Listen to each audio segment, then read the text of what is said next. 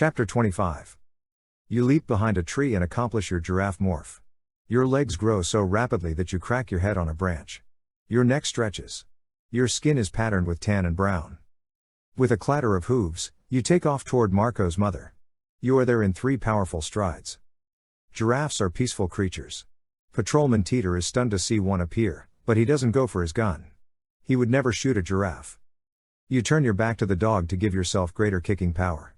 He launches himself at you, but he can only reach your leg. You shake him off, you pull back your leg, and wham! You knock Visser 3 into next week. Flash. Onions on it, too? Mom asks you. She is stirring a pot of tomato sauce at the kitchen stove. She turns when you don't answer. Sweetie? Do you want onions on the pizza? Sure, you say. Everything. But I have to go to Jake's for a minute. I forgot my homework. It's Saturday. Yeah, you say, and run out. Ask him over for dinner. Your mom yells as you hop on your bike. You ride like the wind. You find Jake and Axe in the bedroom. Axe is only halfway through his licorice whip. You spill out your story. We were all there? Jake asks.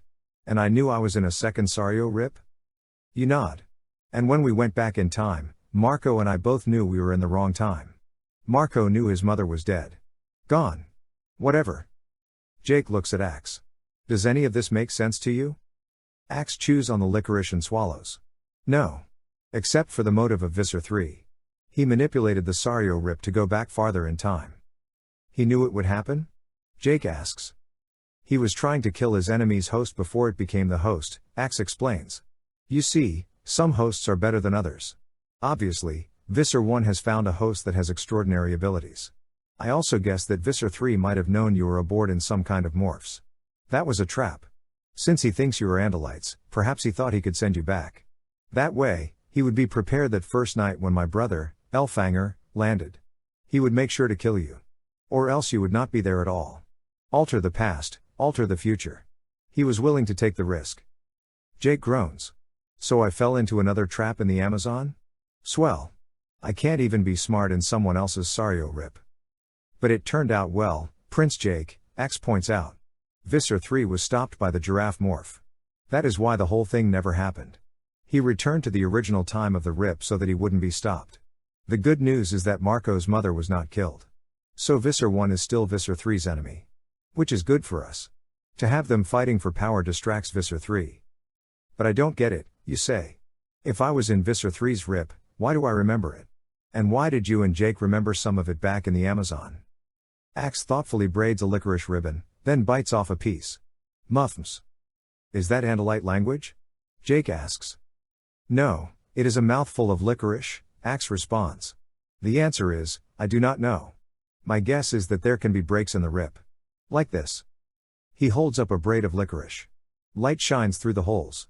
I was not paying attention the day Sario rips were taught, you finish.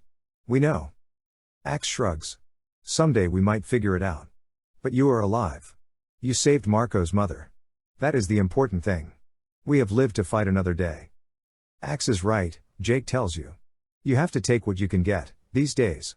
Worry about the things you can do something about. You're alive, and so are we. You know he's right. You have to take the moment. You're safe. You may not have killed Visser 3, but you're back in your own time. Alive. Jake puts his hand on your shoulder. Don't worry. There will still be more battles to fight. You grin. But first, you say, there's pizza. You've survived to fight another day. End of Alternamorphs 1. Good job.